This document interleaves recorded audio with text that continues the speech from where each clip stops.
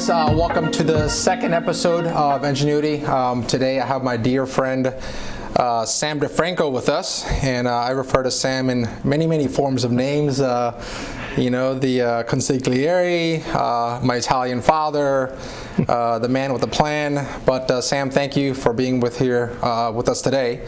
And want to just uncover a little bit about your experience, your industry, your background, and shed some light on it. So other than your infamous voicemail, give us a 3-minute pitch on Sam DiFranco. Who is he? Thanks, G. I appreciate the opportunity to be here. You asked me, one of the questions was, what's your 3-minute pitch? And I've always learned growing up it's a 30-second pitch, because to get somebody's attention for 3 minutes is a long time. And I've narrowed it down over the years to, it's a simple formula. I help individuals or companies secure commercial real estate either for occupancy or as investment, and no more difficult than that. No fluff. Just get to the point. That's make what sure we they do, understand short and sweet, so they understand it in a concise manner. Yeah. Well, you've been in industry for almost, 40 years now? 42. 42. So what superpower do you have that's allowed you to carry yourself through this industry? I think the biggest superpower I have is the same one that everybody else has, but I call everybody back. Yeah. Number one. I always tagged myself as the creator of extraordinary opportunities under the CEO phrase, but when you look at that, really my superpower, or one of them I would say, is the ability to close. There's a lot of people in our industry that like the industry, they work in the industry, they work at the industry, but you got to be able to close the deals to make a difference in the world. So how many deals?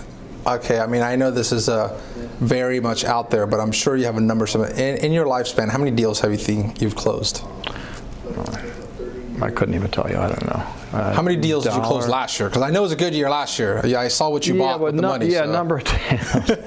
I remember early on when I came here in the early 2000s when I was at CB, and that one year I closed 62 deals, and that was a lot of deals for anybody to close. But knowing that in that year, it was my first or second year with CB, there's a lot of small, bite-sized deals, not a lot of big ones, not a lot of elephants. So on an average year, I'm probably closing, well, at any given time, I'm working on 20 to 30 deals. So there's always 20 to 30 in the hopper with anything closing. So I'm probably closing 25 to 40 deals a year. That's awesome. It'd be a guess. So 40 deals. I mean, that's a lot of work and a lot of things in hopper, right? So I've always enjoyed real estate, and I think before I got into it, I kind of picture brains like, hey, Sam, is this something that I would enjoy? Is this something that would fit in my bucket? And learning, being in there, and creating a pipeline. I mean, I've had a challenge, right? Because before I like to connect A to B, and that's it, right?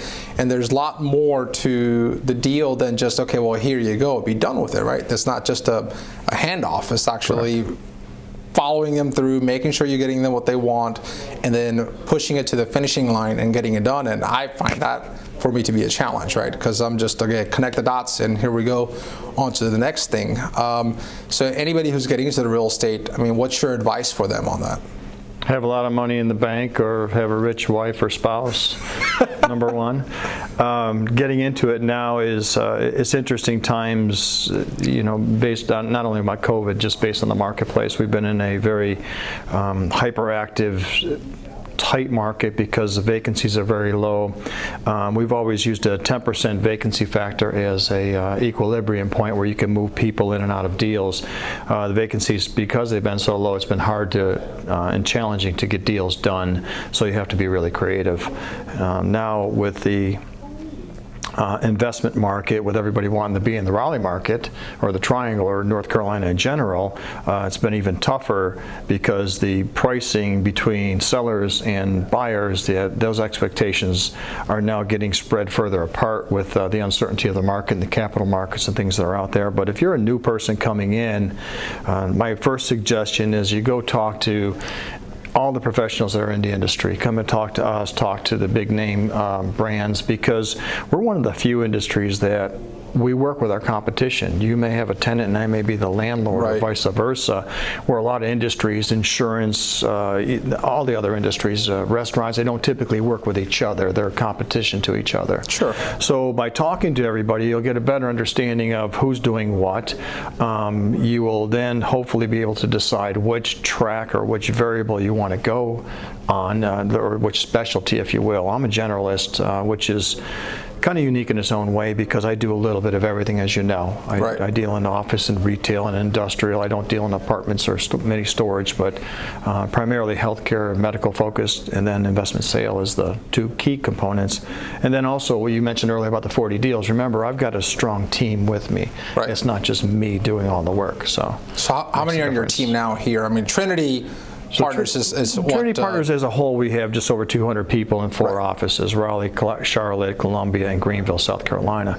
And our office, we have 53 people right now, full service from property management, project management, full construction team, asset management, and then we've got the brokerage team and investment sale. My immediate team is my youngest son, Sam, and Dylan Hefner, and the 3 of us combined to work on deals, which is kind of an anomaly in itself because typically you don't have 3 brokers working on a deal because it splits up the pie too much. But because they're both junior, when I say junior, Sam's been in it 12 years now, 11 years, Dylan's going on 4 or 5 years. So we split up some of the bigger things. I'm basically the guy that goes to sell the deal initially to get the deal teed up. They do a lot of the process, and I come in to close. No, of course. So it works most of the time, and then they're doing their own deals too. But for the most part, the splits, like I said, you typically would have a team with 1 or 2 brokers and then an admin or some research or support. So we've got all the back end support in the house at Trinity, and it works really well for that. But again, going back to your question, if you're new in the business, you talk to everybody, you see what kind of niche you want to fill or which kind of specialty you want to work in, or do you want to be a generalist, and do you have the stomach for it? Because our deals, unlike a residential agent, as you know, if you want to sell a house to somebody, they come in, they look at a house, they buy a house, 30 to 60 days later, you're closed, you get paid, you go home. For us, transactional work could be 6 months to the deal that I'm finishing, I'll get paid on in September. I started in 2016, so it's just over 4 years. Wow. It's a large deal, but it was a build-to-suit ambulatory surgical center with a medical office building attached. So that's, some deals are 5 years, some deals are 5 weeks, but it's very rare in the commercial side that we transact anything less than 6 months. So one of the things I picked up from that, obviously, networking being a component. I mean, it's, shake hands, kiss babies, and make sure that you widen your funnel much as possible, right? And that's how you're going to succeed in this industry, per se, right? And there's a lot of that, right? But in Sam DiFranco's day, what does a typical day for you look like? A typical day for me starts when you're not playing golf. Yeah, when I'm not playing golf right now. All right. Typical day. Well, for the most part, you can hit the keywords networking.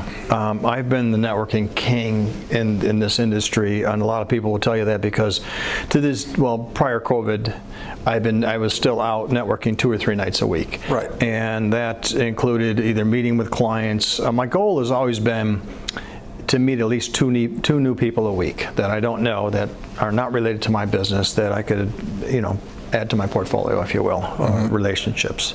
So by networking, my day, you ask how my day starts out at, I'm usually up at 7:30, my morning coffee, we got my iPad with me, I'm getting my morning email done, checking out my calls, figuring out my plan for the day. Then it's off to the gym a couple days a week, or off to yoga. That's 3 days a week, and then from there to the office or with clients until 7:30, and I usually have dinner 7:30, 8 o'clock at home when I'm at home. Right. That's a typical day. So Monday through Friday, no weekends. The nicest part about the commercial world too is we don't work on weekends. We just no. Man, we're working on emails and stuff at home, but you're not. you can count on one hand the times if a client's calling you on a weekend, it better be a doctor that can't get away during the week. Sure. And even then, in my whole career, I couldn't tell you the times I've worked on a weekend where it's transacted into a deal. So anytime somebody calls now, we just say, sorry, weekends are family time. We don't work on weekends. Well, I mean, that's great. It gives you the flexibility, but with obviously flexibility, you have to have discipline, right? Mm-hmm. And that's kind of one of the things that I've worked on over the, I guess, years that I've been in the industry. But there's core principles that you have to abide by, right? That individual has for themselves. What do you find those to be for you when it comes to what are your core principles that's allowed you to thrive in this industry, right? It's a very competitive market, but where is the core of Sam DiFranco? It comes down to 3 words: honesty, ethically, and legally. Right. If you do those 3 things and you just treat everybody nice, that's really what it comes down to. Just be nice to people. It's your people skills. So don't be an asshole. Don't be an asshole. You don't have to. Don't be a jerk. That's a simple thing that I try to abide by, especially to strangers, because you never know, how they're going to translate into your life at a later point. Yeah, it's right? You're really just building relationships, and just like you, I've always found myself to be a connector. I'm putting people together. Introducing people. If somebody calls and asks, hey, do you know so-and-so that can do such and such? And I'll go, well, let me call G, or let me call so-and-so, and put you guys together and see if it works. Not that somewhere down the road, maybe there's a benefit to you. The thing you learned a long time ago is giving is the hardest thing to do because it keeps coming back. And it truly does. So the more you give out, it will come back tenfold. I mean, I was going to ask you a question, but I mean, that would have been a perfect answer for it. But give me one of your favorite quotes. I have a few. Let me tell you ones I have. The first one is, if you don't ASK, you don't GET. Number 1.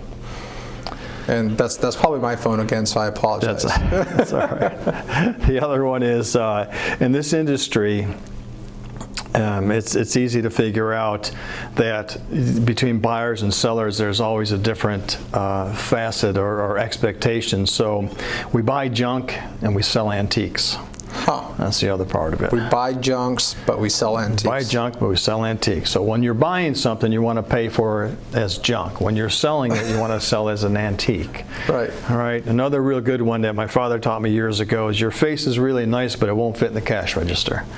In other words, I don't care how good you look or what you come across as, until you show me the money, I don't know where that's going to go. Okay. So those are really, we got a few of them like that I like using all the time. Let me see, I got one more today. Listen, take your time. Okay. I want to hear these quotes. These are good ones. Oh yeah, the other one too that I always like to use is that difficult I can do, impossible may take a little longer. So when it comes to people that are asking you to do things, if a client asks you to do something, I found the other thing for somebody new is, if you don't know the answer, don't make it up. Yeah. Just tell them, I don't know, but I'll get back to you, because there's a lot more respect in there. And that's when I talk about, difficult we can do, impossible may take a little longer. We'll figure out a way to do it. If it can be done, we'll figure it out. But it may not be quick, and it may not be exactly the way you want it, but there's a way to get it done. No, I mean, it is very much a challenging and it's an interesting industry. What's one of the most difficult deals that you've done? And I mean, I'm sure it's been over a long period of time. What's one of the most difficult deals that you've done, and what did you do to overcome it? And I told you I was going to ask you questions that I wasn't going to ask. I have to think about that for a second as far as difficult.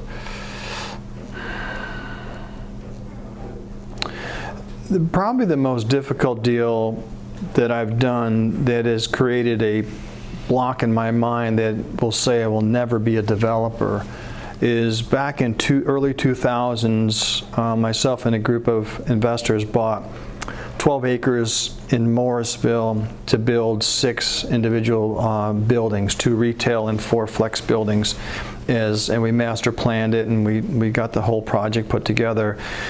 In 2008 came, we were into the project, the fun times.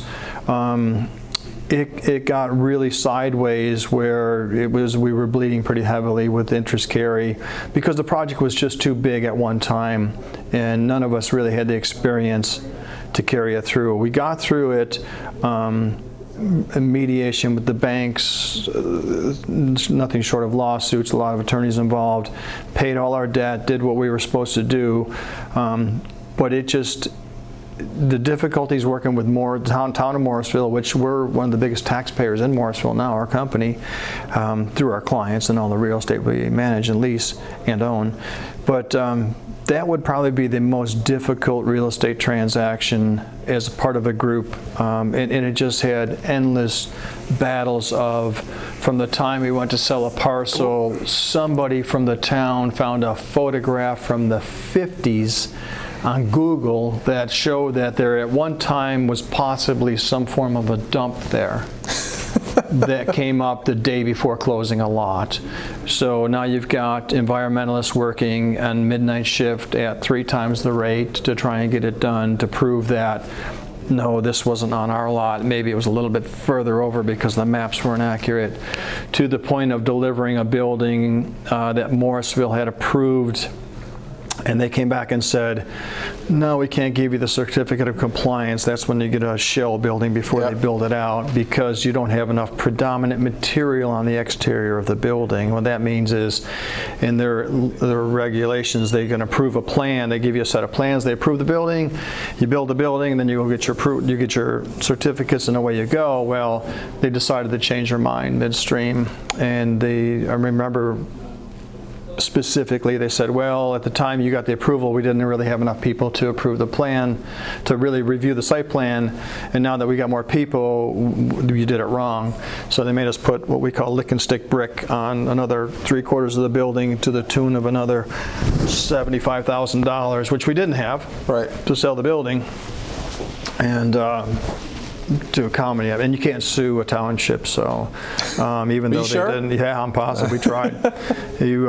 So that was probably the most difficult, and it's really what led me. And when people ask me, "Are you a developer?" I say, "Absolutely not. I don't even want that in my vocabulary." It's just, to be a developer today and come out in this world and say, I'm going to develop something, you know that if you and I said, let's build this place today, it would take 2 years. So COVID is a very rare example, but you don't know where you're going to be from 2 years from now as it is. For sure. So, I mean, that's I think one of the things I've had conversation with colleagues recently. And, you can always have a plan. You can have 2-year plan, 5-year plan. But what's your immediate plan, right? And going back to what you're talking about is the deal, right? If you're in the game long enough, there's going to be times where you fall and you have to get back up. And through your career, talk to me about some of the, pitfalls, right? That you're like, holy shit, this is bad. And how did you overcome it? What did it take for you to say, okay, you know what, I'm out of the clear? Well, going back to 2008, I was one of the brilliant guys that built my dream home and moved in September of 2008. So that's probably one of the biggest ones, because as the market was crashing, we were spending like drunken sailors and never thinking it was going to go down. Right. So things were really going well, and how you overcome is just by hard work. It's no secret. You just have to keep going. Like I tell people, I can't call home for money and nobody answers the phone there. So for me, it's like I've got to keep going. That's another good one. Yeah. I can't call home for money. Yeah, nobody will answer. There's nobody there. Because you're not there. There's nobody there, right. So that was probably the biggest eye-opener, where a lot of my partners, and one of the things that, we were talking about this the other day with a group of people, a small group, in 2005 and 6, a lot of the commercial guys saw what the residential guys were doing, and they're saying, man, look at those guys doing all these subdivisions. That thing's working out well. Those guys are making good money. This one's got an airplane and everything else. Everything's good. Let's start doing that. And then a lot of residential folks started saying, man, look at commercial guys. They're building a building. They're killing it. So they started doing what they didn't know how to do. And the reason the real estate commission says work within the realm of your expertise, because we only have one licensure in North Carolina. You can sell commercial, residential, doesn't matter. You just have to sell what you're good at. Right. But So when people ask me about that, I tell them, the biggest thing you do is stay in your lane. If you know residential, stick with the residential. I'm not the guy that's going to sell you a house. Could I sell you a house? Sure. Am I the best guy to do it for you? Absolutely not, because I don't know it. So when that was starting to happen, we just started seeing glimpses of this. Actually, last fall, one of my business partners, David Urban, he's a partner of yours also. He came to me and said, hey, I've got this engineer. He's got these residential subdivisions. They're going really well. He wants us to pony up the money, and we'll split here and there. And I said, Dave, not what I do. Yeah. I'm staying out of it. I know what I know. I'm staying with what I've got. So stay in your lane. Do the right thing. Well, I think, that's very true, right? I mean, I feel like we've become very close over the years. Mm-hmm. And there's definitely been times where I was like, hey, Sam, you want to do this? And your reply was like, I don't know shit about that, and I appreciate it, but no thank you. Yeah, And it is challenging and it's tough, because for me it's like every time I try to do something, like I love learning. I like getting into different things and new things and whatever, but the joy I get is the learning from it, right? What can I learn from this, and what can I apply that I have learned from my other careers, my other paths, and apply that to it, right? But staying in your lane, it obviously, I think it allows you to create momentum, right? Because if you know it, it's just a lot quicker. Mm-hmm. It doesn't take so much energy to steamroll that engine, and it's easier to sell too. And another, go back to sayings, because you learn these the hard way. But when I first moved here, I worked for a guy named Russell Gay. And Russell Gay had office condominium projects that he was building. He had a commercial company and a residential company. And I had just done a transaction that was, in that time, was pretty large to me, just coming to the marketplace. And the deal fell apart. And so I looked at Russell. I said, I guess the deal fell apart. I guess live and learn, huh? And he looked right at me. He said, yeah, but how smart do you really want to be? So thinking about that, going back to live and learn, I'd rather be. My father had another saying that was really great. He used to say, the dumber the farmer, the bigger the potato. And so you don't have to be real smart, because as you know, there's a lot of people who make more money by accident than on purpose. Right. And that's good to have, and whether it's a lottery winning or you created an app or whatever you've done and you've become successful at it. But the learning experience, it comes to a point in time where if you do stay in your lane, like now when I sit down with a group of doctors, for example, and I start pitching to them why they should be selling the building that they own and leasing it back to an investor that we can bring, it's easy for me to sell it because I've done it. I've been there. I know how to pitch it to them. I know kind of how they think, because it's a different breed. They're very intelligent people, but most of them don't tend to be really good at business sense of running the business, but they're super at what they do. Yeah. A lot of the industries are, and that's why from a commercial perspective, even for my boys, I said, you guys have to go to school for business. Yeah. Learn business, and then after that, whatever your specialty is fine, but you need to know how business operates. And I think for me, that's one part that I'm really, really enjoying, is the transactional side of it. Mm-hmm. If you remember when we were building restaurants, you're like, gee, slow down, right? And I think I really enjoyed the art of making deal, right? And I still love the hospitality. Deal junkie, you get it's another drug. It really is. It is. Doing deals is wonderful. So a lot of people want to do deals. This is again a lucrative market, and there's a lot of people that are getting into it. I mean, I feel like there's more real estate brokers. I don't know what the ratio is, but there's a substantial amount of brokers, but they aren't really active, right? So a lot of people are getting to it. Talk to me about what characteristics does a individual in the real estate business must possess or have to have longevity as you've had? Again, it goes back to hard work and persistence. When I tell people about, I call people back. When I first moved here, when I did the 60-something deals that one year at CB, they said, how'd you do so many deals? I called everybody back. It wasn't really complicated. I just did what people asked me to do, especially nowadays. Everybody's got a phone strapped to their side. It's really you have to kiss a lot of frogs to get to the prince or princess to know what you like there. But at the end of the day, it's hard work and persistence, being good at your game, learning it. The problem too with commercial real estate is, as you know, you go get your real estate license, they taught you nothing about commercial. They taught you how to measure houses. They taught you a lot of theory and law, which is what you need, because there's a lot of people in trust accounting, which you'll never do in my world. typically. And so it's getting the specialty, learning the through CCIM or the other designations, learning the proper education behind it, and then doing deals, just getting deal flow.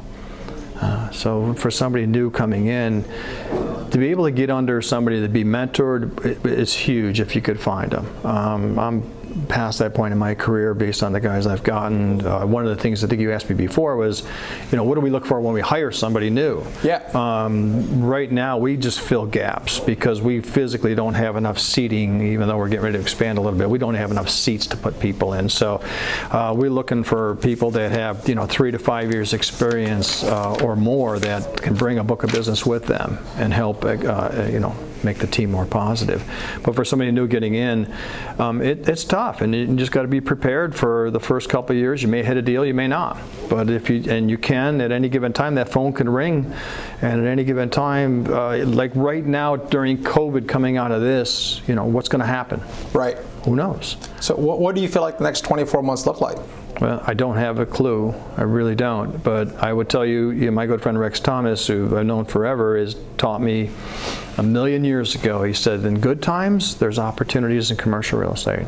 In bad times, there's opportunities in commercial real estate. So it gives us the ability now, if people are struggling as tenants, to go renegotiate leases.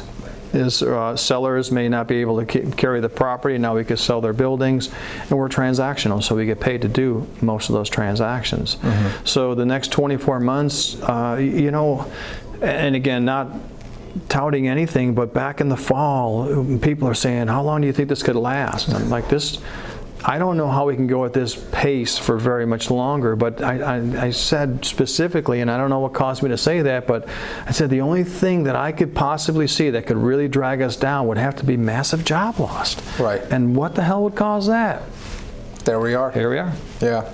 Right, but that's coming back. I mean, I'm not an expert enough to talk about this virus or epidemic, but we'll see where it brings us and what happens. But as you see, every time they say we think we may have a vaccine, that's market goes up 1,000 points or what have you.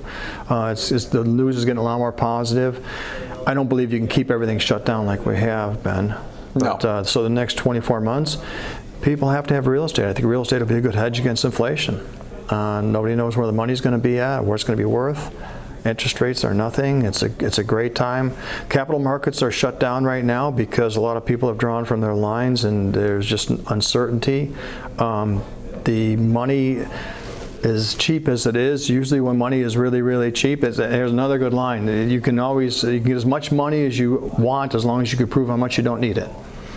There you go. Go to the bank. It's like the banker will give you an umbrella when it's not raining. That's right. That's the one I like. Yeah, exactly. Hey, it's raining outside. Can you cover me? No, I'm just going to let you get wet. I need mine now. Yeah. Right? So it's 24 months. I'd love to be able to say what's going to happen before the end of the year. Our deal flow is still okay. We've lost a couple of substantially large deals from big capital investors of portfolio projects. There's still people coming here. Everybody wants to be here. The good news is New York is screwed. Yeah. They're bailing out faster than I think what they say. Cuomo's #1 U-Haul salesman again 2 years in a row. So for pitching his stuff. I've been watching a lot of webinars on, especially in the hospitality segment, kind of just seeing where it's going. As you know, a lot of my family's in the hotel business, and I was a black sheep who stayed in the restaurant side of it to make my life more difficult. But one of the things that I found is that even with the trends, how it's going nationally, Triangle still seems to be in the top 3 from where the opportunities lie, right? I mean, so I don't think that we're still saturated.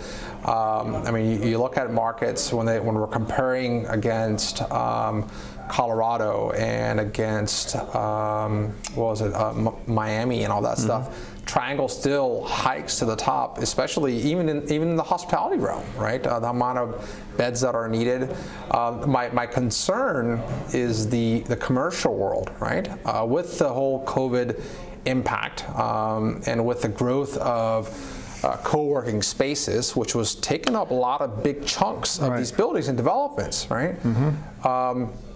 Where's your head in when it comes to that? What's your thoughts? That's a great question, because you take WeWork, for example, which was iffy at best, and we represented Heritage, where we put them in over here at One Glenwood as a tenant. They, they're going around gobbling up space, and everybody was talking about co-working space and how great it was. Well, co-working space really only makes up 10 to 15%. I'm just shooting numbers, but last I heard 10 to 15% of the overall market. And even in our office, where we are an open platform with cubes, we're just getting ready to remodel. Literally just getting ready to remodel and take our cubes from 6x8s to 6x6s to get a couple more, expand by 800 square feet to add more touchdown collaborative workspace. So right now everybody's like, oh, I don't know if I'm going to be close, and we, wash your hands and wear your mask to work. But I think, my personal opinion, as soon as this becomes, hey, we have a vaccine or we have a cure so you don't die, that part of it, one of those two things, at least we could stop you from dying, with the exception of the people that are super exposed or what's the term, where they're compromised. Right. I think until that time, when that time comes, it's going to, I don't know what really the new normal is like they talk about, but I think it'll be back to normal. Your bar will be packed again and everybody will be back in. They're already showing those signs. They opened up last week, and you see the place in Ohio, they're already stacked up too deep at the bar. Right. You're supposed to be 6 feet apart. Well, I mean, it's going to be really interesting, right? Because for me, I want to be cognizant for the others and people who are patrons, and even as North Carolina gets into opening soon here, how do we manage that? How do we be responsible citizens, right? And it's not just about stashing much money as you can in your drawer, but as a business person, it is our responsibility to take care of our patrons, and we'll see how it goes. But so a question I have, right? If you were given the microphone to you to let the entire world hear Sam DiFranco's message, what would that message be? You may want to take a break for a second. I got to look at what I wrote down. Okay. So I would say enjoy every day, because I believe it's a gift to you, and really be conscious of your health, which hasn't been more prevalent than now. Take time out for yourself. Treat your family like you treat your friends. Another thing that was told to me many years ago, don't bring home all the aggravations from work and the outside world and start treating your family bad, because they're the ones that are going to be there for you when you really need them. It really goes a long way. Don't let anybody tell you it can't be done.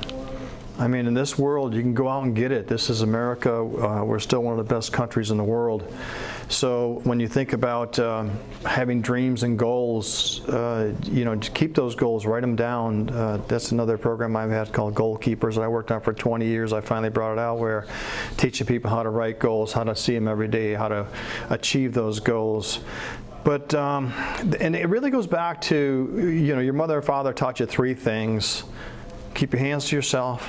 If you don't have something nice to say, don't say it, and treat people how you want to be treated in this world. Your people skills will take you a long way, and the real secret to success is work.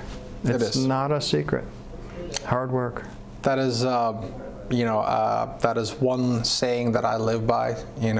Only time when you're in the same room, I can't say that I can't outwork you. Other than time, most time I'll run circles around anybody else. Yeah, but you're half my age too, so it's different.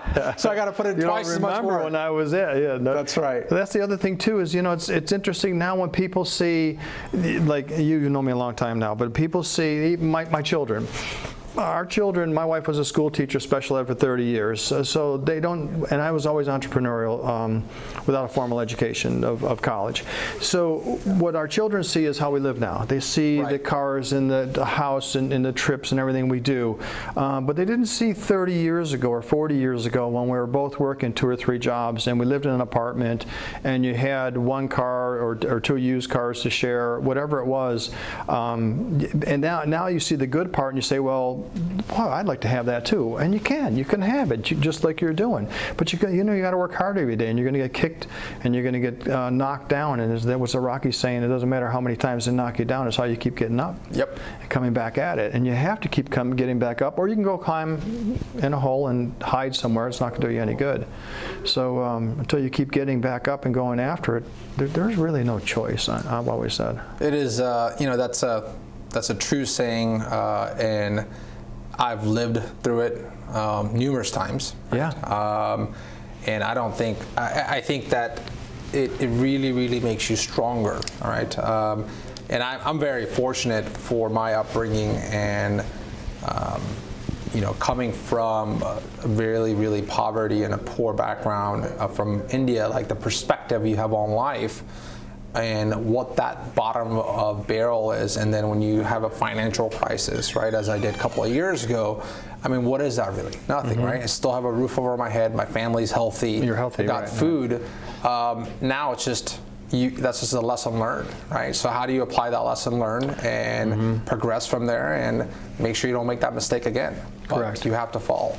And I think 2008 was a very big proven point for that, because a lot of people got caught with their pants down, if you will, for lack of a better term, because they didn't have reserves or savings. Just like today, the real problem that I see out there in this world is unfortunate, because it was prior to today. When you look at the inequality of haves and have-nots in the United States alone, and the amount of people that didn't have or don't have $400 or $500 in savings to cover themselves for a week or a month or what have you, that's when you really got to feel bad for, okay, we're closing you down, you can't go to work. And don't worry, the government's going to take care of you. Yeah. Soon, someday, maybe you get a check. That's a scary part about it. So 2008 hit. I think what we all learned from that, you know, you're talking about 12 years ago, I was in my early 50s. Now, since that hit, it's like, okay, make sure you got a rainy day fund if you can. And some people just can't. Yeah. But that's, if it teaches you anything, is try to be prepared. I've always tried to be prepared and thinking of the what ifs and all the angles. Right. But live in the present. You got to live in the present. That's all you can do. Yeah. Well, Sam, I appreciate you making the time and coming on the inGenuity series. Before we leave, I do have a question. Okay. So what's sitting in the garage now? Because I know you're a big car fanatic, and that's one thing that's connected us from our thread was when you had that Maserati, and I'll save that story for another time. But what's sitting in the garage now? There's 6 cars in the garage. Well, there's 3 cars. I'm sorry, there's 4 cars and 2 trucks. Can't even keep track. 4 cars, 2 trucks, and 1 motorcycle. Right. That's what's in the garage. So what's the next one? That's a good question. The next one is really, so it's a toss-up, but I think right now the next one is the new Bentley GT, new body style, and get rid of the big Mulsanne. That's it. That's the goal by the end of the year. I can't do it. I don't want to do anything just yet. It would not be proper, nor do I have the facilities or the gall. I'll use that word to go out and buy a new car today. So well, listen, I appreciate it. Thank you. You know, always had the utmost respect for you and what you've accomplished and your hustle, bustle. And I've stolen a couple of things from you here and there, including your email line. You know, I haven't done your phone one yet.